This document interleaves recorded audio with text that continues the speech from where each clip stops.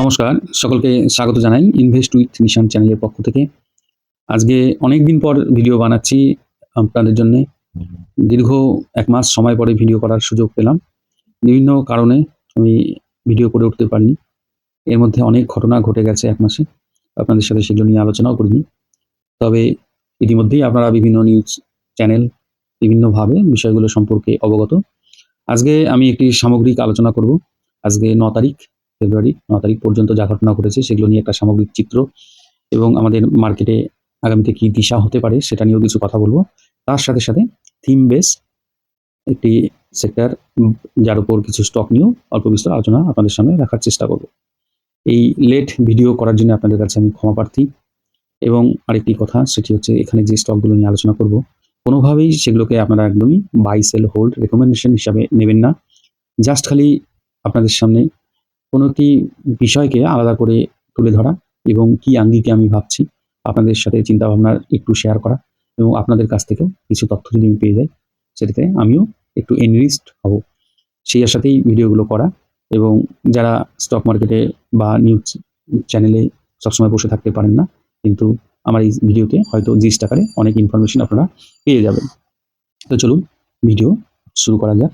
প্রথমেই আমি বর্তমান যে মার্কেট সিনারিও সেটা নিয়ে যদি আলোচনা করি, সামগ্রিকভাবে আমরা দেখতে পাচ্ছি যে মার্কেটের জন্য ইন্ডিয়ান ইকোনমিতে যে ম্যাক্রো ডাটাগুলো প্রয়োজন ভালো, সেগুলো কিন্তু প্রত্যেকটিই ভালো রয়েছে।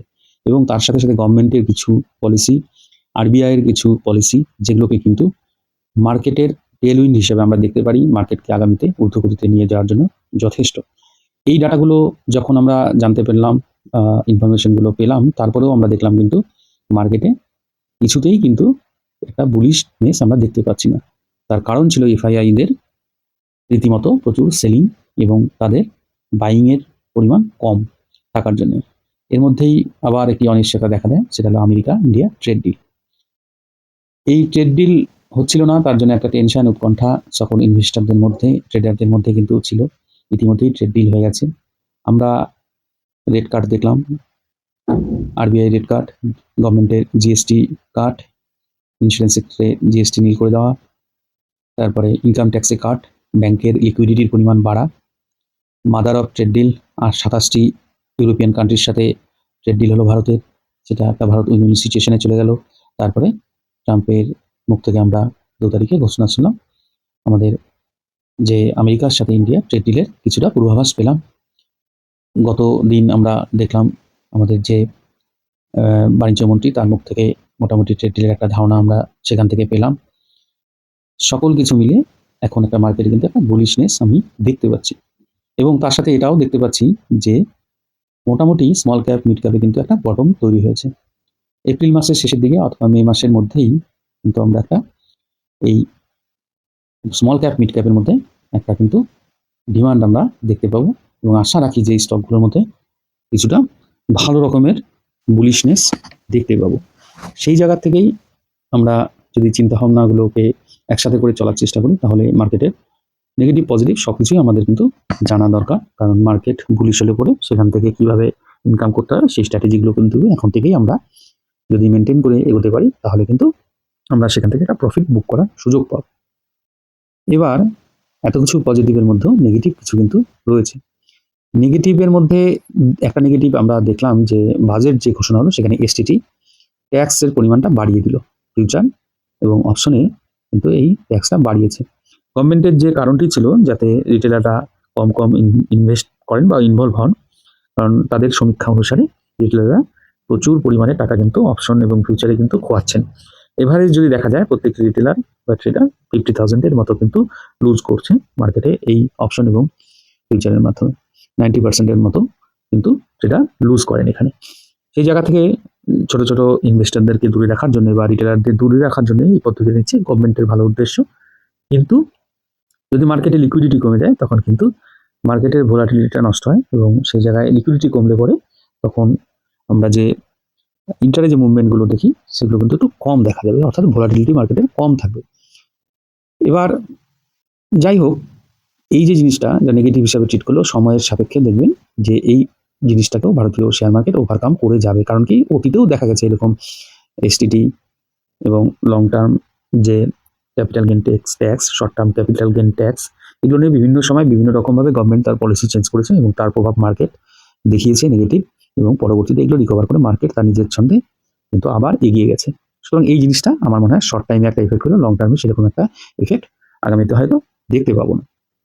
সব থেকে বড় যে মার্কেটের জন্য হেডউইন্ড বা সমস্যা রয়েছে সেটা হচ্ছে ডোনাল্ড ট্রাম্প। ডোনাল্ড ট্রাম্প যে কারণে ট্যারিফ ঘোষণা করেছিল যে রাশিয়ান অয়েল পারচেস করার জন্য 25% এক্সট্রা ট্যারিফ, সেটাকে পুরোপুরি অ্যাবলিশ করে দিয়ে, এবং আগের যে ট্যারিফ ছিল 25%, মোট যে 50% ছিল সেটাকে আমরা দেখতে পাচ্ছি সেটাকে 18%-এ এনেছে। এবার তার সাথে সাথে নিজের কাছে কিন্তু ডিসিশনের রাশটাও রেখেছে যে আগামীতে যদি ভারতবর্ষ বিজনেস করে আবার হয়তো ট্যারিফ ভারতবর্ষের উপর চাপাতে পারে। সুতরাং যতই পজিটিভনেস থাকুক, একটা কিন্তু চাপা টেনশন কিন্তু হয়ে যায় শেয়ার মার্কেটের জন্য। এই ভদ্রলোক ডোনাল্ড ট্রাম্প কখন কি বলেন, কখন কি করেন, এটা প্রিজাজ করা অসম্ভব। সেই জন্য একটা সমস্যা কিন্তু থেকেই যায়। তারপরেও ভারতবর্ষের যে অ্যাক্টিভিটি, আমেরিকার ট্যারিফ ঘোষণা করবে, সেখানে দেখা গেল ভারতবর্ষ বিভিন্ন যে দেশ রয়েছে তার সাথে কিন্তু ট্রেড এগ্রিমেন্ট করতে শুরু করে দিল। তাতে ভারতবর্ষের বিজনেস কিছুটা বেড়েছে এবং ভারতীয় কোম্পানিগুলো বিভিন্ন দেশে কিন্তু এক্সপোজার বাড়িয়ে চলছে, সেটাকে কিছুটা মিটিগেট কিন্তু করেছে। এবার অদ্ভুতভাবে দেখবেন যে রাশিয়ার কারণে যে ট্যারিফটা ঘোষণা হলো, সেখানে চায়নার সাথে রাশিয়া বিজনেস করে $245 বিলিয়ন, অ্যারেজ ভারতবর্ষের সাথে রাশিয়ার বিজনেস ছিল $63 বিলিয়ন। কিন্তু চায়নার ওপর ট্যারিফ ঘোষণা করে 34%, আর তার 1/4 ব্যবসা করে রাশিয়ার সাথে ইন্ডিয়া, তারও ইন্ডিয়ার উপরে ট্যারিফ ছিল 50%। তার মানে আমেরিকা ইন্টেনশনালি ভারতকে আইসোলেট করে ভারতের উপর একটা চাপ সৃষ্টি করেছে। আর সেইখানে চায়নার উপর বিগত দিনে কিন্তু 34% ট্যারিফ ছিল, এখনও সেটাই আছে। চায়নাকে একটু সমীহ করে বা ভয় পায় বলেই কিন্তু চায়নার উপর প্রেশারটা সেইভাবে ক্রিয়েট করেনি তারা। যদিও চায়না রাশিয়ার সাথে ভারত যা ব্যবসা করে তার থেকে 4 গুণ বিজনেস কিন্তু রাশিয়ার সাথে চায়না করে থাকে। সুতরাং এখানে তার ইন্টেনশন কিন্তু একটু ভারতের প্রতি নেগেটিভই ছিল। যতই সে মুখে বলুক মাই গুড ফ্রেন্ড ইজ মোদি, এই কথাগুলোর ভিত্তি নেই, কারণ জিও পলিটিক্সে কে কার কাছে আসবে, কে কার কখন দূরে চলে যাবে, এখানে প্রফিটই হলো মেন কথা।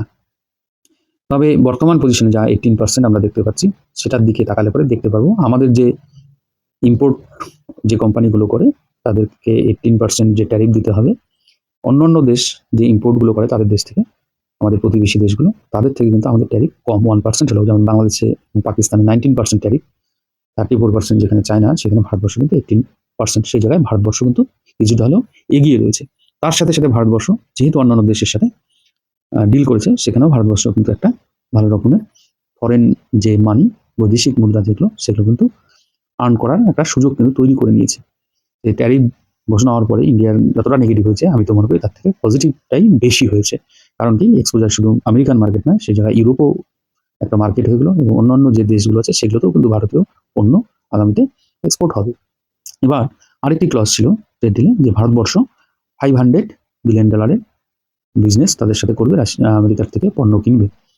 এমনিতেই ভারতবর্ষ প্রত্যেক বছর $45 বিলিয়ন কিন্তু পণ্য আমেরিকা থেকে ইম্পোর্ট করে থাকে। সেই জায়গায় প্রত্যেক বছর যদি $100 বিলিয়ন করে, তাহলে 5 বছরে আগামী 500 ডলার পূরণ হয়ে যায়। এবার তাহলে ভারতবর্ষ এই 45কে 100 করতে হবে, তাহলেই ট্রাম্পের সাথে যে চুক্তি সেটা সফল হবে। সেটা ভারতবর্ষের কাছে করার সুযোগ কিছুটা কিন্তু রয়েছে। কারণ কি, ভারতবর্ষে যে জিনিসগুলো প্রয়োজন সেগুলো অন্যান্য দেশ থেকে ইম্পোর্ট যদি কমিয়ে দেয়, অলরেডি ভারতবর্ষ কিন্তু বিভিন্ন দেশের সাথে $700 বিলিয়ন কিন্তু বিজনেস করে থাকে। সেই জায়গা থেকে কিছুটা অংশ যদি প্রত্যেক বছর আমেরিকার থেকে পারচেস করে, তার মধ্যে যেমন বিভিন্ন রকমের ফ্রুটস রয়েছে, আপেল, ড্রাই ফ্রুটস, পেস্তা, ক্যালিফোর্নিয়ান আমন্ড, তারপরে সয়াবিন অয়েল, ভারতবর্ষ প্রায় $200 বিলিয়ন মতো কিন্তু সয়াবিন অয়েল বিভিন্ন দেশ থেকে ইম্পোর্ট করে থাকে। সেই সয়াবিন অয়েল হোক, আরও যে রিফাইন্ড অয়েলগুলো আছে সেগুলো যদি আমেরিকা থেকে ইম্পোর্ট করে, এবং সেটা ভুট্টাও হতে পারে, কারণ ইথানল প্রোডাকশনে প্রচুর ভুট্টা কিন্তু প্রয়োজন হয়। এর মধ্যে একটা খবর যেটা শোনা যায় যে আমাদের যে ইথানল প্রোডাকশন, সেটা যদি আমেরিকার ভুট্টা এনে করা যায়, তাহলে সেটা আমাদের যে বিজনেসম্যানরা রয়েছে ইথানল প্রডিউস করবে তাদের খরচা কম হবে, এবং সেখানে রিলায়েন্স হয়তো একটা সুবিধা আগামীতে পেতে পারে। এরকম একটা খবর কিন্তু আমরা ইতিমধ্যে শুনেছি, তার সত্যতা জানি না, তবে এরকম একটা গুঞ্জন কিন্তু শোনা গিয়েছিল কিছুদিন আগে, যে আম্বানি সেখানে গিয়ে তাদের সাথে কথা বলে এসছে, এবং পরবর্তীতে দেখা যাবে যে এই ভুট্টার থেকে তারা ইথানল প্রোডাকশন করবে। সেই ইথানলই কিন্তু তাদের যে অয়েল আছে সেখানে পাঞ্চ করে আমাদের ভারতবর্ষের মার্কেটে বিক্রি হবে। এইভাবে বিভিন্নভাবে কিন্তু গভর্নমেন্ট তাদের যে $500 বিলিয়ন যে এগ্রিমেন্ট, সেটাকে হয়তো সম্পূর্ণ আগামীতে করতে পারে। ভারতের হাতে কিন্তু সুযোগ রয়েছে, যতই এটা টেনশনের কারণ হোক, সুযোগ কিন্তু রয়েছে। কারণ কি, ভারতবর্ষ লার্জ একদম পপুলেটেড একটা কান্ট্রি, মানে এত পপুলেশন, সেখানে কনজাম্পশন প্রচুর কিছু হয়। তার সাথে সাথে যে বিভিন্ন রকমের যে দামি গাড়ি, যেমন হার্লে ডেভিডসন, যেটা আমেরিকার বাইক, সেটা ভারতবর্ষের মার্কেটে যথেষ্ট মার্কেট কিন্তু রয়েছে। এই ধরনের বিভিন্ন জিনিস, যেমন নিউক্লিয়ার রিঅ্যাক্টর আমেরিকার আছে, সেগুলো এখানে ভারতবর্ষে ইউজ হতে পারে। সেগুলো বিভিন্ন যে নিউক্লিয়ার সেক্টরটা রয়েছে, মানে পারমাণবিক যে চুল্লি, সেখানে কিন্তু প্রচুর পরিমাণে নিউক্লিয়ার রিঅ্যাক্টর প্রয়োজন, সেগুলো আমেরিকা থেকে আনতে পারে। আরও বিভিন্ন ধরনের টেকনোলজি, সেগুলো ভারতবর্ষ কিন্তু আমেরিকা থেকে ইম্পোর্ট করে এই চুক্তিটাকে সফল করার দিকে এগিয়ে যেতে পারে, এবং সুযোগ কিন্তু রয়েছে। এই হলো সামগ্রিক পরিস্থিতি ভারতবর্ষের ইকোনমি তথা ভারতবর্ষের শেয়ার মার্কেটে। এর থেকে আপনারা আশা করি কিছুটা হলেও বর্তমান সিচুয়েশন সম্পর্কে ধারণা পেয়েছেন। এবার যেটা আমি বিষয় আপনাদের সাথে বলেছি, যে সামগ্রিক আলোচনা করার সাথে সাথে আমি একটি বিশেষ থিম নিয়ে আপনাদের সামনে আলোচনা করব। এই বিশেষ থিমটি এই চুক্তির সাথে যুক্ত যদি হয়, তাহলে কিন্তু উপকৃত হতে পারে এই থিম সেক্টরের স্টকগুলো। আমি যে সেক্টরটি নিয়ে আলোচনা করব, বা যে থিমটির উপর বেস করে করব, সেটা হচ্ছে নিউক্লিয়ার এনার্জি। আমার মনে হয় আগামীতে এনার্জি সেক্টরের স্টক, সেগুলোতে একটা বুম আসতে চলেছে। কারণ এনার্জি বা পাওয়ার যেটাই বলেন, সেটা কনজাম্পশন ডে বাই ডে কিন্তু বাড়বে। কারণ টেকনোলজি যত আগাবে, পপুলেশন যত বাড়বে, সেই জায়গায় পাওয়ার বা এনার্জি কনজাম্পশনের পরিমাণ কিন্তু বাড়বে। তার মধ্যে অন্যতম একটা পাওয়ারের সোর্স হচ্ছে কিন্তু আমাদের নিউক্লিয়ার এনার্জি। পারমাণবিক যে চুল্লি থেকে যে বিদ্যুৎ উৎপন্ন হয়, দিনে দিনে কিন্তু তার কনজাম্পশন বাড়বে। সুতরাং এই সেক্টরটি আগামীতে একটা সুযোগ দিতে পারে। কারণ কি, গভর্নমেন্টের যথেষ্ট ইন্টারেস্ট রয়েছে, এবং ভারতবর্ষের যে কোম্পানিগুলো আছে, তারা কিন্তু এই সেক্টরের বিভিন্ন যে ভ্যালু চেইন আছে তার সাথে যুক্ত, বা বিভিন্ন যে এর যে গঠনতন্ত্র আছে এই সেক্টরটির, বিভিন্নভাবে বিভিন্ন কোম্পানি যুক্ত রয়েছে। যেমন যদি কোর সেক্টরের কথা বলি, তার যে স্টকগুলো রয়েছে কোর নিউক্লিয়ার রিলেটেড স্টকস, সেগুলোর মধ্যে অন্যতম হচ্ছে ওই ভারত হেভি ইলেকট্রিক্যালস লিমিটেড, যেটাকে আমরা ভেল হিসাবে জেনে থাকি। এটা একটা লার্জ পিওসিউ কোম্পানি, এবং এটা কিন্তু নিউক্লিয়ার যে ইকুইপমেন্টগুলো আছে সেগুলোর ম্যানুফ্যাকচারিংয়ের সাথে যুক্ত রয়েছে, এবং যে নিউক্লিয়ার যে প্লান্টগুলো রয়েছে তার যে বিভিন্ন কম্পোনেন্টগুলো আছে, এই কোম্পানিটা কিন্তু তৈরি করে। শুধু যে এই কোম্পানিটা নিউক্লিয়ার এনার্জি ক্ষেত্রে কাজ করে তা না, রেলওয়ে সেক্টরেও কিন্তু এই কোম্পানিটার প্রচুর কাজ হয়ে থাকে। সুতরাং এই কোম্পানিটা একটা অন্যতম কোম্পানি। এই কোম্পানিটাও আপনারা ওয়াচ লিস্টে রেখে দিতে পারেন এবং এটাকে নিয়ে স্টাডি করতে পারেন। এরপরে যেমন হচ্ছে ওয়ালচান নাগার ইন্ডাস্ট্রিজ লিমিটেড বলে যে কোম্পানিটি আছে, এই কোম্পানিটি কিন্তু একটা ক্রিটিক্যাল যে নিউক্লিয়ার রিঅ্যাক্টরের যে পার্টসগুলো হয় আর হেভি ইঞ্জিনিয়ারিং যে প্রোডাক্টসগুলো হয়, সেগুলো কিন্তু এরা তৈরি করে থাকে। বিভিন্ন যে ইন্ডিয়ান যে নিউক্লিয়ার প্রোগ্রামগুলো আছে, সেখানে কিন্তু এদেরকে দেখা যায় পার্টিসিপেট করতে। লার্সেন অ্যান্ড টুব্রো ভারতবর্ষের লার্জেস্ট যে কংগ্লোমারেট কোম্পানি, যেটা আমরা জানি L&T, এটার গুরুত্ব ভারতবর্ষের ইনফ্রাস্ট্রাকচারে কিন্তু প্রচুর রয়েছে। এর যা order book, huge order book, major infrastructure এবং ইঞ্জিনিয়ারিং কোম্পানি। নিউক্লিয়ার প্ল্যান্টে যে বিভিন্ন জিনিসপত্রগুলো রয়েছে তার অন্যতম সাপ্লায়ার, এবং কনস্ট্রাকশনের যে কাজগুলো হয় এই কোম্পানিটা কিন্তু করে থাকে। অর্থাৎ ইকুইপমেন্ট, কনস্ট্রাকশন, সাপ্লাই বিভিন্ন ধরনের কিন্তু কাজ করে থাকে। এই ইকোসিস্টেমের সাথে কিন্তু 100% পুরোপুরিভাবে যুক্ত আছে এই কোম্পানিটি। আরেকটি অন্যতম কোম্পানি, সেটা হচ্ছে এমটার টেকনোলজি। এই কোম্পানিটা সম্পর্কে সবারই ধারণা রয়েছে। এও কিন্তু precision engineering and reactor component supply করে বিভিন্ন নিউক্লিয়ার পাওয়ার প্রজেক্টে। এই কোম্পানিটা ওয়াচ লিস্টে রাখবেন। এছাড়াও আরও যে কোম্পানিগুলো আছে, যেমন পাওয়ার ইনফ্রাস্ট্রাকচার কোম্পানি যেগুলো রয়েছে, সেগুলোরও গুরুত্ব রয়েছে। যেমন এনটিপিসি, এরা কিন্তু এটা largest power utility planning to expand into nuclear projects. এরা বিভিন্ন যে কোম্পানিগুলো আছে বিদেশি এবং দেশি, তাদের সাথে কিন্তু জয়েন্ট ভেঞ্চারে আগামীতে কিন্তু কাজ করবে। এবং টাটা পাওয়ার যে কোম্পানি রয়েছে, ব্র্যান্ড ভ্যালু জানেন টাটা পাওয়ার, এরাও কিন্তু বিভিন্ন ধরনের স্মল মডুলার রিঅ্যাক্টরে কাজ করবে। নিউক্লিয়ার যে ভ্যালু চেনে, এদেরও একটা গুরুত্ব আগামীতে কিন্তু থাকবে। এছাড়াও বিভিন্ন ছোট বড় আরও কিন্তু ছোট বড় কোম্পানি কিন্তু রয়েছে, যারা এই কোম্পানির মানে এই সেক্টরের সাথে যুক্ত। হ্যাঁ, এরকম কোম্পানি আপনারা যদি কিছু নিজেরা খুঁজে পান, নিজেরাও স্টাডি করে দেখবেন। এরপর আরেকটি কোম্পানি, যেমন ছোট কোম্পানি পাওয়ার মেক প্রজেক্টস, এটাও একটা অন্যতম কোম্পানি, এপিসি কোম্পানি। এই বিভিন্ন রকমের যে নিউক্লিয়ার প্রজেক্ট এক্সপোজার আছে, সেখানেও কিন্তু এদের ইনভলভমেন্ট আমরা দেখতে পাই। এই কোম্পানিটা কিন্তু একটু স্টাডি করে দেখবেন। অন্যতম যে কোম্পানিগুলো আসলে এগুলোর সাথে আপনারা সুপরিচিত, কিন্তু আপনারা হয়তো অনেকেই জানেন না যে এখানে এই কোম্পানিগুলো কাজ করে থাকে, এই থিমের উপরে এই কোম্পানিগুলো কাজ করে থাকে। এই যে গভর্নমেন্টের যে বিভিন্ন পলিসিগুলো রয়েছে না, বিভিন্ন যে এই বাজেটেও কিন্তু আমরা দেখেছি নিউক্লিয়ার এনার্জিতে কিন্তু ভালো রকম একটা বরাদ্দ রয়েছে, এবং বাইরের দেশ থেকে যদি বিভিন্ন রকম যে ফরেন ইনভেস্টাররা আসেন, তখন কিন্তু এই যে ফরেন যে কোম্পানিগুলো আছে তাদের যে ম্যাটেরিয়ালগুলো আছে সেগুলো নিয়ে এরা ইউজ করতে পারে, করে উন্নত প্রযুক্তির সাহায্যে কিন্তু এই সেক্টরে একটা গ্রোথ দেখাতে পারে, এবং বিভিন্ন কোম্পানির সাথে জয়েন্ট ভেঞ্চারেও কিন্তু আগামীতে কাজ করার একটা সম্ভাবনা কিন্তু রয়েছে। আরেকটা জিনিস বলি, আমরা কিন্তু বিগত কয়েকদিন ধরে একটু দেখতে পাচ্ছি যে আমাদের যে এফআইআইরা, তারা কিন্তু সেলিং কিন্তু কমিয়েছে, এবং আজকের দিনেও আমি দেখতে পেলাম যে এফআইআই কিন্তু আজকেও নেট বায়ার রয়েছে। সুতরাং কিন্তু এফআইআই আস্তে আস্তে কিন্তু মার্কেটে ফিরছে। বিভিন্ন রিপোর্টে কিন্তু আমরা কিন্তু সেরকমই একটা পূর্বাভাস পাচ্ছি। হ্যাঁ, এই যদি হয় যে এফআইআই এর ইনভেস্টমেন্ট আস্তে আস্তে বাড়ে, কারণ এফআইআই এরা দেখতে যাচ্ছিল যে কি হয় ট্রেড ডিলটা আমেরিকার সাথে। সব এফআইআই চাবে যে ভারতবর্ষ এত বড় একটি দেশ এবং ফাস্টেস্ট গ্রোয়িং ইকোনমি, এত বড় জিডিপির গ্রোথ যে রেট, সেটার উপর কিন্তু তাদের কিন্তু নজর সবসময় রয়েছে। মার্কেটের ভ্যালুয়েশন অনেকটা কারেক্টেড হয়েছে টাইম ওয়াইজ। সেই জায়গায় দাঁড়িয়ে তারাও কিন্তু আগামীতে আমার মনে হয় ফিরবে ভারতবর্ষের মার্কেটে। অলরেডি তারা কিন্তু অল্প অল্প করে বাইং কিন্তু শুরু করে দিয়েছে।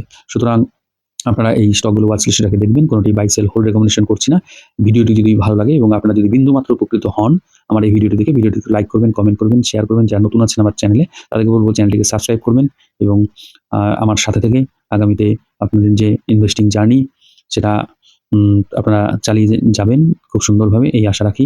ধন্যবাদ, ভালো থাকবেন।